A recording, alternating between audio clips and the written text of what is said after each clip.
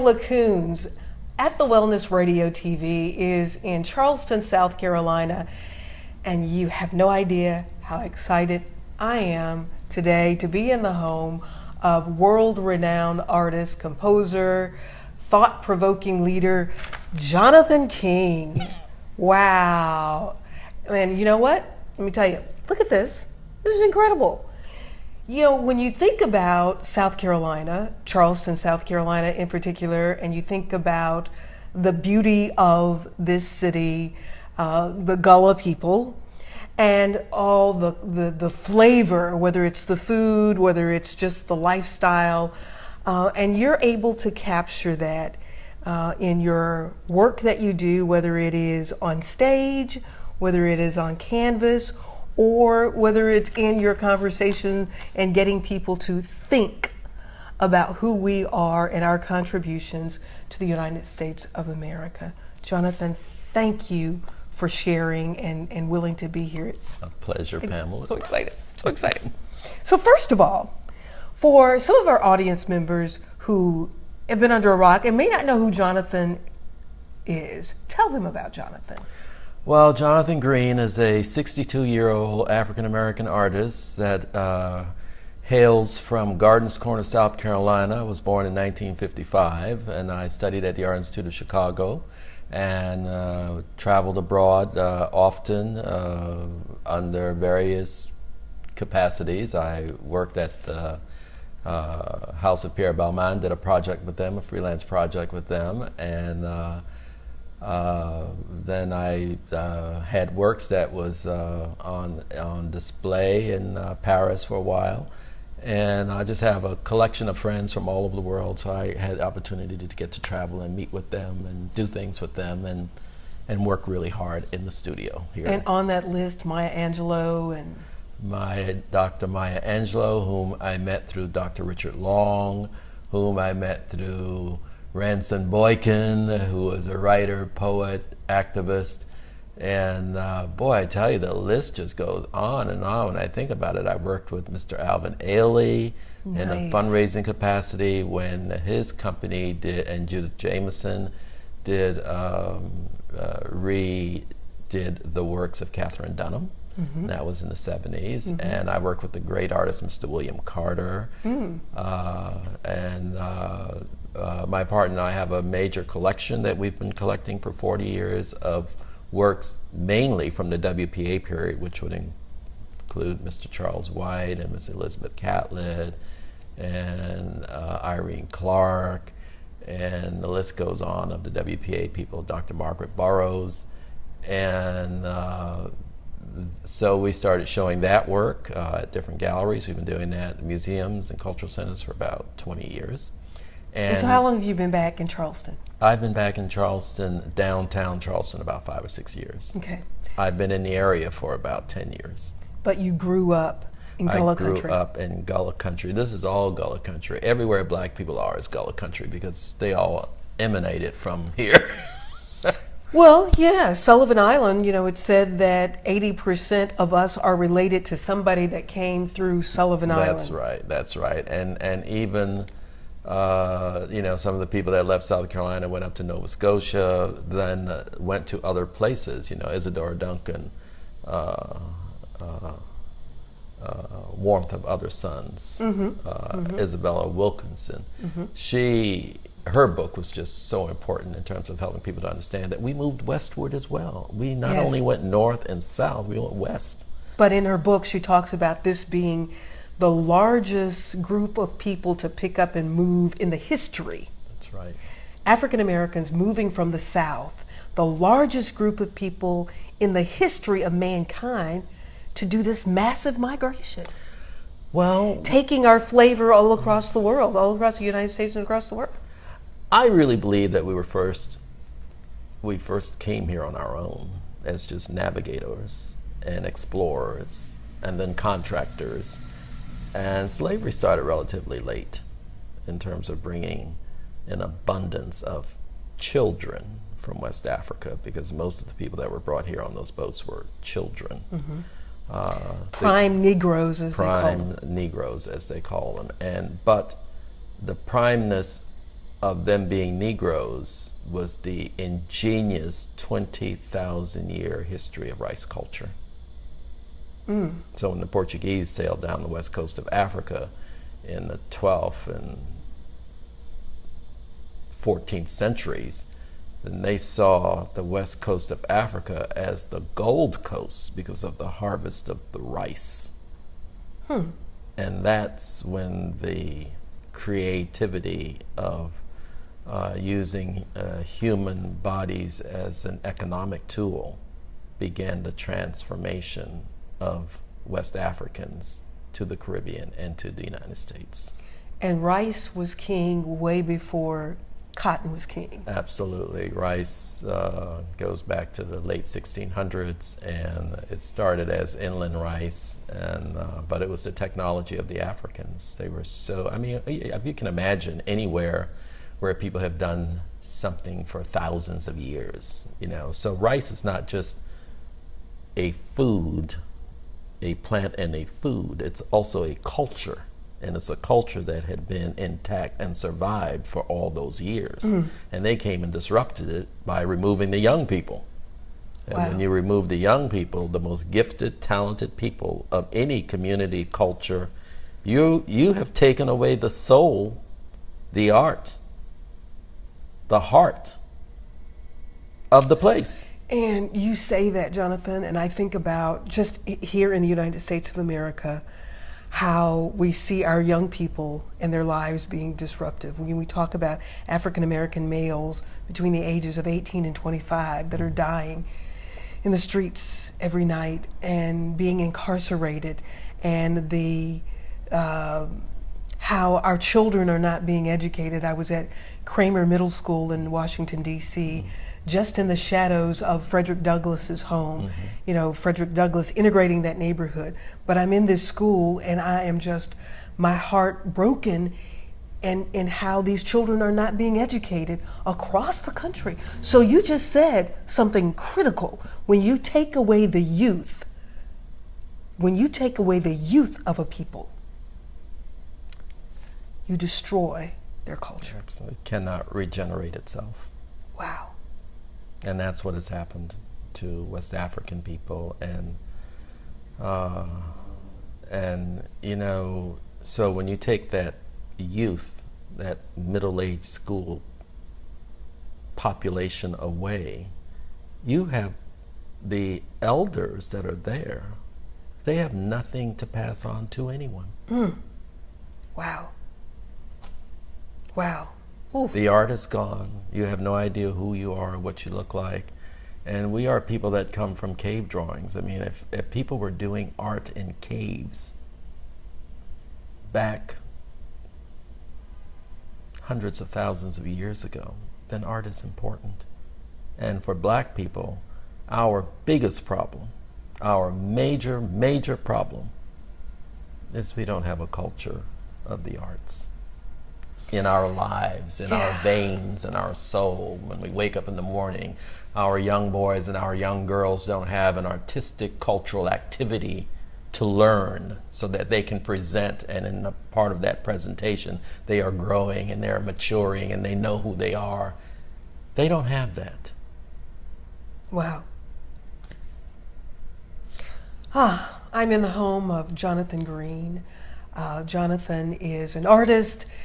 This is one of his paintings that we're seated in front of, and we're talking about the contributions of the African who was brought to Sullivan Island in Charleston, South Carolina, and how this history does not get talked about, how the economies of the African played a role in this being one of the probably the richest city in the South initially. That's why that's why Charleston, beyond South Carolina, Charleston wanted to secede from the Union. And the first shots fired during the Civil War. Fort Sumter right here. Yeah, it was fired right here in Charleston because, you know, they were doing quite well. And we were all over it as black people. I mean, because we were the economic base. We were the manpower. I mean, who you think did all the work When you walk through the city of Charleston, just every brick laid that's on a historical building in Charleston was made by, laid by, maintained by blacks. And you know what, Jonathan? I was talking to a friend of mine who has visited Charleston, and she said, this is a very sad place for me. I was telling her how much I enjoy the city architecturally, number one. And she said, it's a very sad place for me because I look at that and I think that was made on the backs of black people. And I said, but you know what I think about when I see it? If they could create like this and they were oppressed, they knew they were working hard and they were not going to be able to keep all their money and that they were in bondage and they could do some stuff like this. Wow. How much more can we do? Well, we could do a lot by just making sure that every school that has a population of young black people have a self-sustaining art department. That's the Self-sustaining art department not by the in community. A budget, by the community, not a budget that the school board can cut. Right. Yeah. Because the pride should come from the community. You know, we are near a synagogue, and I watch with glee every Saturday those young Jewish kids going to the synagogue, because the Jewish culture, they already know. They've been displaced so many times. They already know that if you're going to maintain and keep a culture, you better teach it yourself. They're not waiting on public education or anybody else to teach their children about the Holocaust, right? So on or Saturday, you, or teach you. You know about it. That's right. There are those of us who know more about the Holocaust than we know about Sullivan Island. That's right. And the Jewish culture will teach anybody. Right. I mean, people just don't really understand that when you are aware that you've had something and you've lost it, the fervor you need to put into regaining it, nurturing it, and passing it on. And that's the Jewish culture. Oh. When you look in your museums, you know, all the paintings, the major donators are usually of Jewish culture. And I admire that about Jewish people. They do not wait on anybody else to teach their children what they need to know about who they are as Jewish people. That's right. And that part, I think sometimes though, in our escaping the pain of this bondage, we've suppressed it and didn't want to talk about it. Do you think that's the case? Part of it?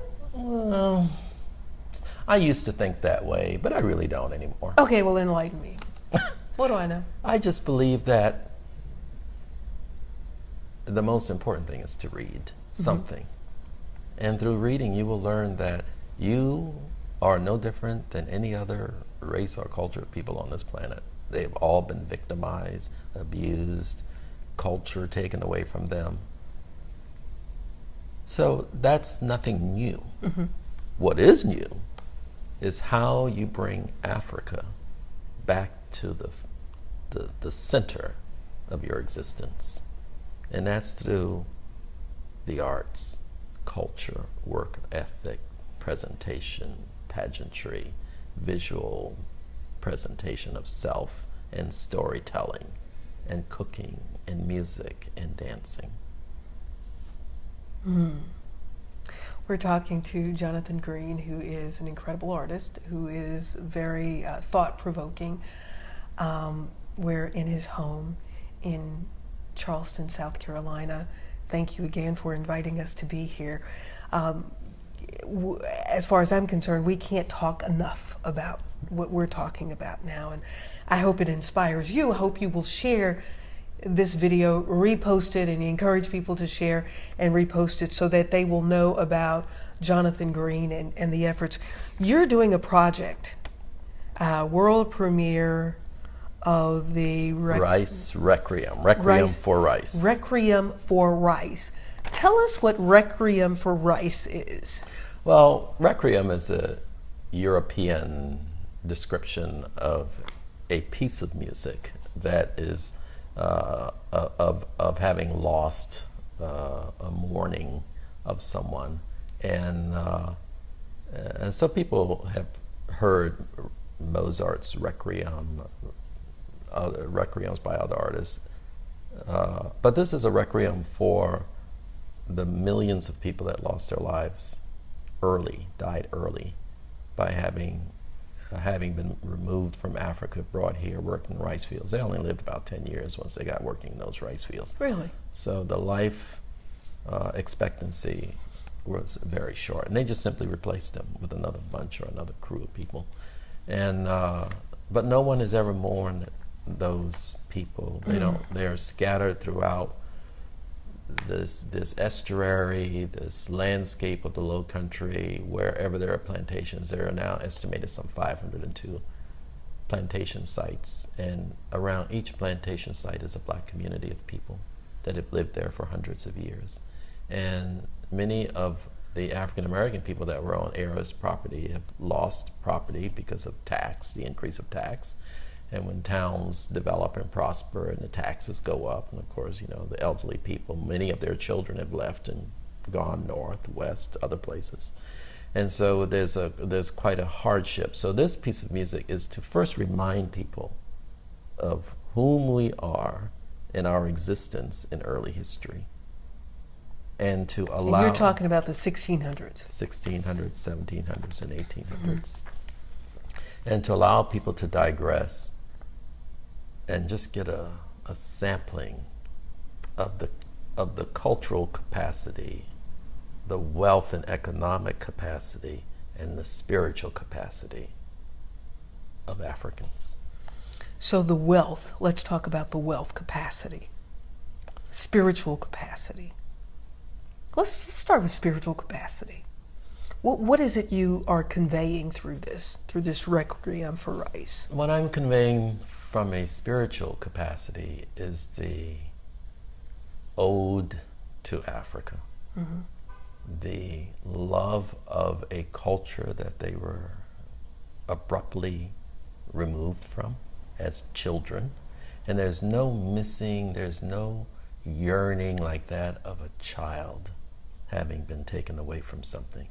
That's important, and that's what the first Africans had to deal with. And then developing a way to talk about and maintain and celebrate their African cultures through spiritual music and the activities of coming together in a setting. And early it was outdoors, it was never in a building. And many of us as Gullah people, we still have our spiritual moments outdoors. You know, it may be impromptu, but it's kind of a blessing, I think, that we give to ourselves, that we exist, we believe, and spiritually we're free. And then it's also the spirituality of our kindness and caring and loyalty to all the other races of people that we've worked for. From Europeans to Spanish to Portuguese to Italians to Russians to China. We've worked for all of them, and we've all had the capacity to love them. In spite. In spite. Yeah, I thought once, we've got to be the most forgiving people on the planet. We are. You know why? Why? I think we're more closely attached to the earth. And you have to forgive and move on when you're connected to the ground. Talk a little bit more about that. Explain why you say that we're more connected to the earth, and when you're connected to the earth, you're more forgiving? You're more of a humanitarian in the sense that, you know, the earth has the capacity to regrow, redevelop itself, even though it's been burned, it's been chopped, it's been dug, it's been removed. It always has a capacity to reform itself. And I think that's a part of the big spirituality of Black people. And boy, have we hung on. Well, I don't think for us it's hanging on. I think it's an existence. You know, it's about existing. Hanging on to what? Well, we have not been wiped out. I mean, we've gone through a lot. Yes. You know, just the ride to get here. And we still are. And I think what we're going through now, even on a spiritual level, is our youths are wanting more from our proposed spiritualness our youth are wanting more from our spiritualness. And how are they calling out for that? And how shall we answer that? I think I think we're in a period of them not quite knowing how to do it. But the only way to do it is to be amongst the elder. So, as young people, they need to find themselves into these cultural places, from cultural centers to churches, and be more giving to people, to the elderly. Many of these small black communities that people are living in, we need more black people to come into these communities and be a part of these communities, and reap the resources of their cultural shared traditions that they're going to get from the elderly. Right. Which is so much richer than things. Yes. So Jonathan Green, artist here in Charleston, South Carolina. We are in his home this morning. The economy, you talked about the economy of rice and the people and how they contributed to the economy. Tell us a little more about that. Well, for people that unfortunately see the sadness or the oppressive issues that they would consider to be of Charleston, they don't realize the wealth and the beauty and the love of the economics of Charleston, that their ancestors were responsible for it being. So when I walk through the city of Charleston, I smile at every historical building because I know that my people were all over it from the ground up and maintaining it. From the floor up. That's right. So that's something to smile about. I smile when I look at the churches because I know my people were all over the churches, from the building to the cleaning to the maintenance. Mm-hmm. So I think that we don't have, unfortunately, the level of depth in which to look at an experience because we've been so sheltered from it. Because we don't know about it. That's right. Yeah. So, and the wrought iron here in Charleston is just amazing. And there's one gentleman who produced more pieces of wrought iron in Charleston than any other person, Mr. Philip Sims. Mr. Philip Simmons, a Mr. Philip great Simmons. friend of mine. Really? Yes. I heard the story. Mr. Philip Simmons, as a boy, went to a blacksmith shop. Mr. Simmons. Mr. Simmons? I think it was Mr. Paul Simmons.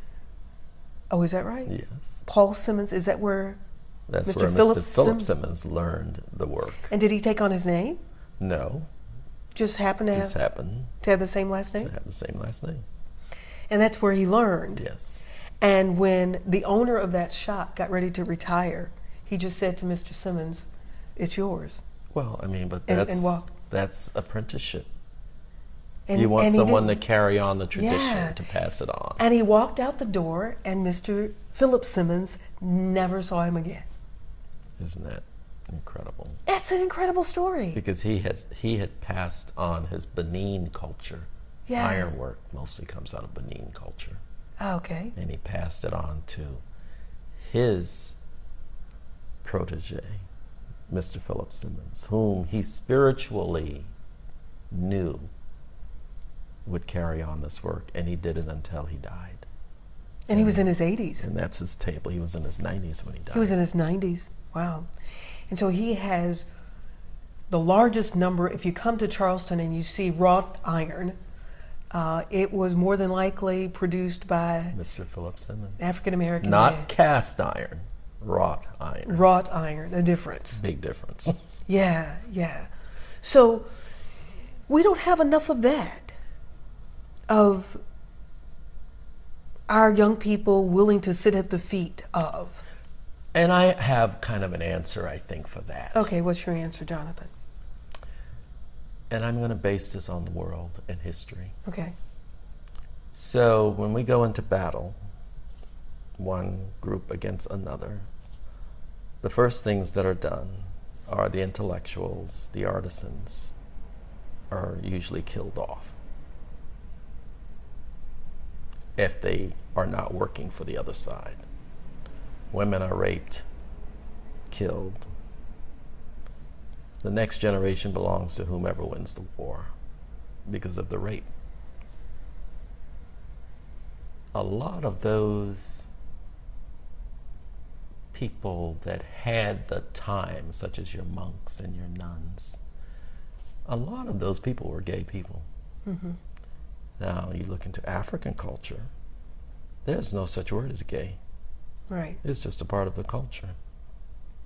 And that person, those people, they know who they are. Everyone knows who they are. They're usually your dancers and your medicine practitioners. What we as black people do is we don't embrace our gay children. That's horrific. Because when you don't embrace your gay children, you lose a lot of your great thinkers, your artisans, your musicians, and people that just generally love and take care of women. And where do we go if we're not welcome in our own communities? We go into the Euro-American communities, to which we leave a great deal of economic resources. So is that what you did? That's what most people I know do. Okay. I mean, I'm 62 years old. Most people I know that are gay, they live in other communities, especially around my age, because they couldn't live in their own communities. Gotcha. And be appreciated. So you lived abroad a lot? Yes. My grandmother told me to leave when I was 14. She told you to leave? She said, leave and don't come back. Go to your grand aunts in New York City and live with them. So your grandmother knew you were gay at 14? And she was protecting me. Huh. So you're 62, so 1955? Mm-hmm. So 14. What was life like for you as a youth in the South, knowing you knew you were gay? I never questioned. I didn't know it certainly under the terminology of gay or homosexuality, but I knew that I had a different interest. I mean, I had both interests. I was interested in farming, and I was interested in, interior cultural You were in Future interests. Farmers of America? Yes. I was a Cub Scout. I was a Boy Scout. I ran track. I have always been self-sufficient most of my life as a kid. I can remember buying my first school clothes when I was in the 5th grade. Wow. So, and I was always productive. I was always interested in not only things, but I was always interested in people. I was interested in how people felt and what they thought of me, thought of a situation or an event. I was always interested in that. And so as a 14-year-old in the South, or before leaving, what did people think of you? What do you recall knowing that people thought? Well, I knew people thought in terms of, I don't really know what my peers thought because I never was concerned about what my peers thought, but my elders thought that I was truly a special child. And what were you doing? What me. Were you doing? Like, were you doing artwork? Like, I was doing artwork. I was helping. I loved being with my grandmother. I lived with my grandmother. Not only lived in a house with her, but I lived with her. Everything we did together. I just adored her, and she adored me. And I was born with the veil, the placenta membrane. And in the West African culture, and in other cultures too, when a child is born that way, the child is between life and death. So you have to remove that very thin membrane very fast, and most people can't see it. So it takes an experienced person. You were delivered by a midwife? Yes. Okay.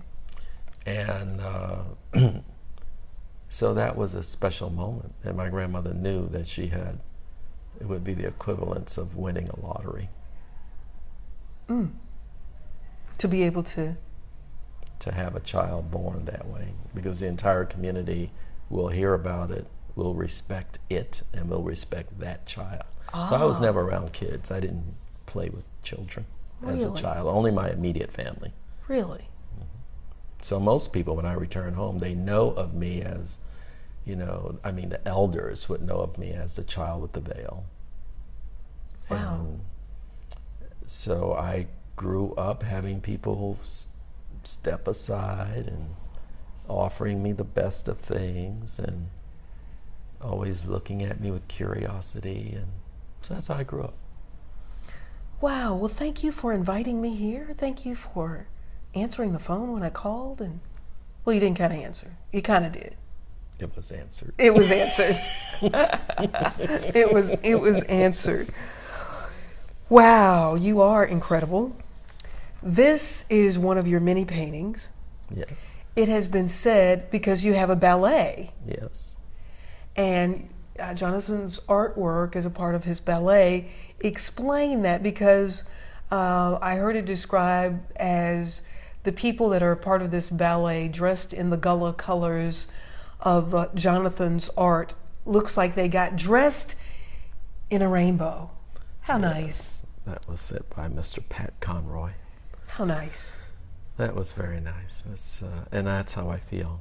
I feel like I'm imbued via a rainbow, and that I've had the most extraordinary life as a child and as a young adult, and have been in a wonderful 40-year relationship with the same person that I adore, and that I am uniquely protected in that I have someone that believes in what I do, that is the omni person of business. Mm-hmm. All I have to do is paint, which I enjoy doing. I enjoy painting. Yeah. So what was the inspiration for this piece, which is, this looks like the colors and it's the grass, and I think it's beautiful. titled Marshland Landscape, and I painted it around 2000. 2001. Mm-hmm. And I wanted to work on a series of paintings around our garden in Florida. Mm-hmm. So we had a 25-acre garden. Where did you live in Florida? Naples, Florida. Naples, okay. And I just felt that we put so much work into that garden, into orchid and bromeliad and palm trees and waterscapes, that I wanted to paint it so that I can remember how I felt. And this is how I felt about our garden. It was somewhat wild, but somewhat tamed.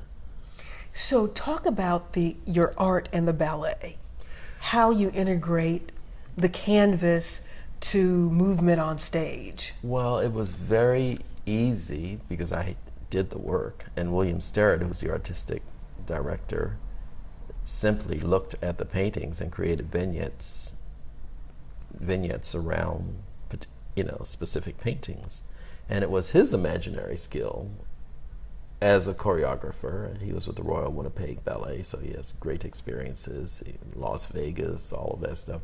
So he was just the right person to make the paintings move, because he has that Las Vegas and Nevada ballet. You can imagine all the people he's been around all of his life. And he was looking at my work as something very different from anything he had ever experienced.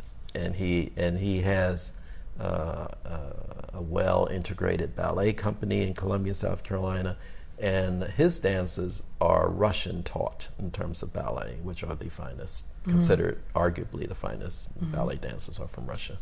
And when there was a defection in the 50s of a lot of the cultural artists from Russia coming to the United States, a group of dancers moved to Columbia and started a dance studio.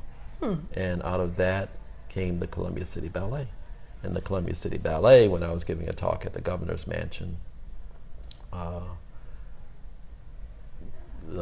that's when William and I first met, and he says, Jonathan, I've always loved your work and always wanted to do something to you. And I had done and been around many dance figures in my lifetime, from great Virginia Johnson. You did some work with the Alvin Haley dancers? We did work in terms of fundraising with the Alvin Haley dancers. And so I I had some knowledge. I was offered a scholarship by Ruth Page in Chicago. She thought I was dance material.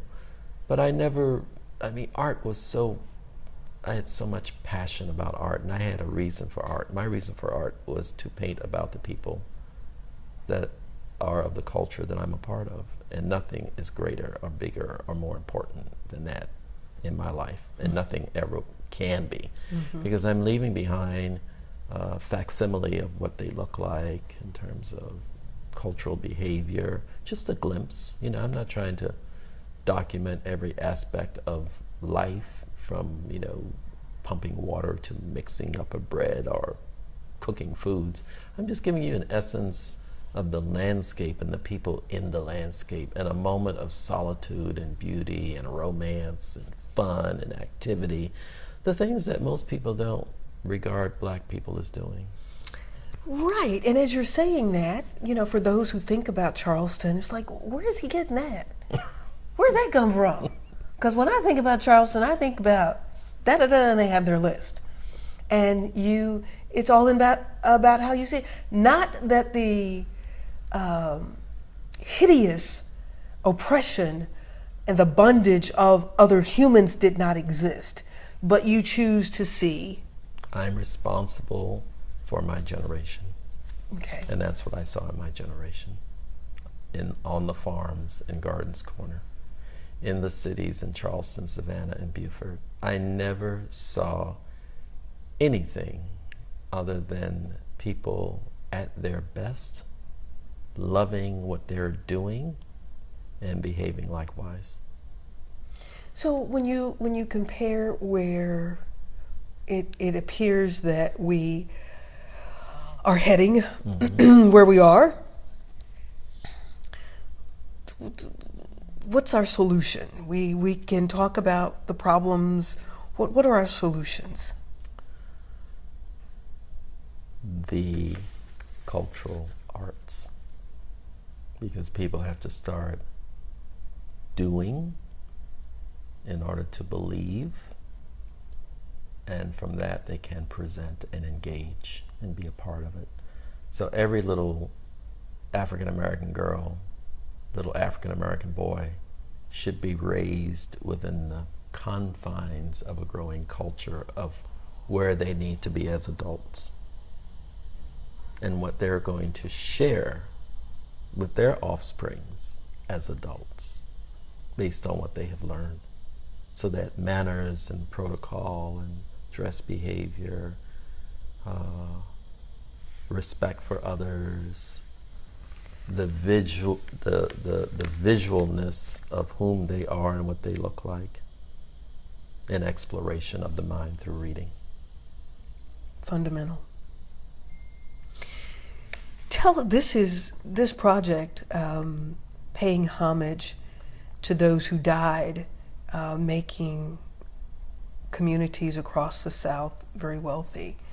How is this? Well, first of all, this musical that's based on your art, it is performed when and where? It's going to perform at the Gilliard Auditorium Theater, October 22nd in Charleston, South Carolina, at noon. Okay. And we are going to have the Aeolian Singers to perform the Requiem. They are a well-known international classical choral group. They're coming out here to perform that. And we have the National Black Funeral Home Association to be a part of it, because what are they going to do? Well, they're a part of the pageantry. Yeah, okay. I mean, they're a part of the people that are doing the interment of all these people. Yeah. So they need to have a major voice in it as well. Interesting. And we have the remains of, I think, 37 bodies that were excavated from the Gilliard Auditorium site when it was under renovation. And we are working with the city to reinter those bones back to where they were found. And so that's. Are those families involved? Not that you families, can find? not that we know of. I'm sure that they're related to everybody around here, but specifically we do not know that. And so we're hoping to do that. It was a mass grave site, so there was a number of people killed. And they didn't die and they dumped them there. They were all killed together because of how they were dressed. And Tell me what happened with that? well, some people, like the congressman, feels that it could have been a part of the Denmark VC killings. You know, Denmark VC was to burn Charleston to the ground. And so they were rounding up black people like cattle and dispensing of them. So I spoke with him, and he's an amateur historian, and he said, you know, Jonathan, those remains just might be the remains of Denmark VC Party. Wow. Because of how the types of not clothing, but the implements of clothing, like buttons. You know, buttons were very expensive back then. Where are those bodies being held now? They're now held in West Ashley in a protected setting, site, storage, until that happens. So tell us about how you are working to get this project funded and how people can get involved wherever they are. You have a website? Yes. We have the best way to get in touch is through Dr. Kim Long, and her email is KTRAVL411@AOL.com.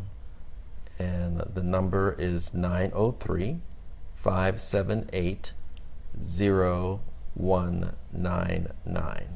And that's Dr. Kim Long. And she's the person that is pulling all of this together. Wow. Excellent. How few people have thought about paying homage to those who gave their lives, those young people, as you mentioned, who came here, innocent young people. And it's a wonderful opportunity for community gatherings and recognizing. I mean, this is being done here, but I can welcome this being at any black community across America. What do you hope this will do, this project? I hope it will bring an awareness of one's importance, people of color, people of mixed race, people that are Europeans, white people, because they have black family, they have black blood in them. Many of them do. So it's to bring an awareness of how it happened that you are so imbued with fortune to live in a place like this. A living museum it is, Charleston, and the surrounding areas in the South. It's our DNA point, if you will. And if we can find the healing in it. I think healing can only come through the arts.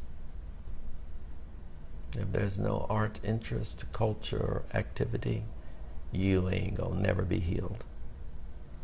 Why? Because I mean, not from just, so, you know, storytelling is art.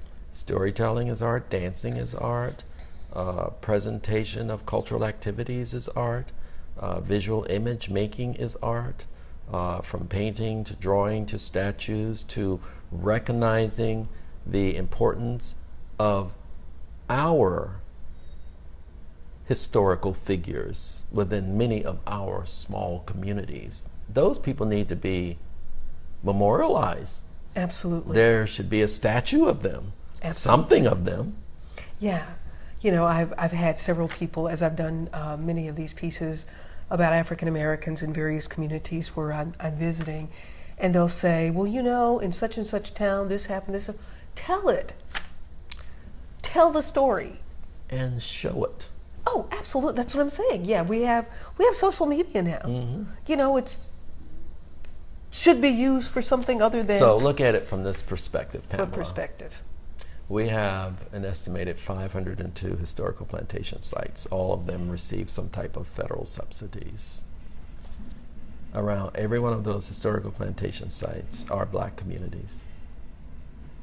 So if 502 historical plantation sites that have black communities around them, if each of those communities on one day, at one time, wow, would celebrate and leave an offering, be it a piece of art, be it monies or support to help support the arts in the community, to buying a piece of art or item to put in the church or in the cultural center, or make a donation to a school for the art department, and do it every year. That's all we have to do. It's really that simple. And that's when the healing starts. You can't wait to be healed by someone else. A doctor does not heal you. You heal yourself. And that's where we are now. We're in a healing. Working toward healing ourselves. And we've been talking about African Americans overcoming the stigma of mental illness, and it's the mind that has to be altered in this process. Cleansed. The mind needs to be cleansed in this process of healing. And we have so much that's so close to us. You know, we're not that many generations removed. We need to get back into these communities and take care of these older black people. Take care of your ancestors. That's that are right. here. If they need the yard cut, cut it. They need the house clean, clean it. Need you to cook for them, cook for them. Cook for them. Pick them up, take them to where they need to go. That's how we used to do. If we get busy doing that, we will be healed. And teach our children the significance of it. Absolutely. Yeah. Well, if you take care of the grandparents, they're going to take care of the children. Yeah, yeah. Because that's the role of grandparents. Right. The role of the parents is to provide and work for and take care of the elderly. The role of the grandparents is to make sure that that mind of the young child is imbued with all of history and culture. Wow. We have a lot to do. A lot of people are doing great work. Yes. Yes. Congratulations. Kudos to all of you that are doing great work. Yeah. And just the opportunity to do more. Jonathan, it's been such a pleasure sharing part of my morning with you. Thank here you, in your Pamela. home in Charleston, South Carolina. You have done some phenomenal works, and many more years of phenomenal work to come. And look forward to this. I hope to get back in October. I hope you do, and share it with everyone. It's going to be an unbelievable event. Yeah. Yes, we have world premiere of Requiem for Rice. That's right. We have Mrs. Kathy Hughes coming. We just have all kinds of wonderful people coming now. And this is the story of the people of Rice. That's right. Because we always think about the South and cotton. People don't think about rice doesn't come to the forefront of their minds as rapidly. Well, yeah, rice. The culture of rice has been sort of displaced for such a long time, unfortunately. And with so many younger African Americans leaving after the Civil War and then Reconstruction and then the Depression era, we have just sort of lost touch with that part of our history. But it's here and it's attainable, and we just need to come back and participate. It's nice to go to Kiowa and Seabrook golf, but you need to come into the communities and come into the city of Charleston and be a part of the fabric of the city of Charleston for a lunch or spend a couple nights in a hotel. I mean, we need to know you're out there on those islands. So come on downtown. Yeah. I want to go over to Sullivan Island today. Yes. To pay homage. Yes. To be in that space. Yes. And as soon as you get across that bridge, to your left is a cemetery, a black cemetery. Okay. I will look for that. Yeah, I've been talking with some friends about helping to restore it.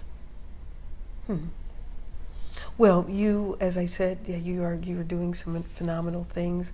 I'm so enjoying being here in your home this morning, and I appreciate it. Look forward to this. And after that, we are working on a play of Queen Charlotte. Are you? Tell us Yes. about the play of Queen Charlotte. Well, you've heard of Charlotte, North Carolina. Right. You've heard of Queen Victoria. Yeah. You've heard of Queen Elizabeth. Uh-huh. Well, Queen Charlotte is the grandmother of Queen Victoria. And she was half African and half Chinese. Really? Yes. That I didn't know. So we're working with a professor out at Clemson, and What are you going to do? A play? A musical? we're gonna do she's writing a play. She's writing a play. Nice. Yes. Very nice. Well, keep me informed. Okay, I I can scoot will. back over here. Yeah, Dr. Robinson. And the next time you're in Florida, please look me up. I will. I have your card now. I can do that. Yeah.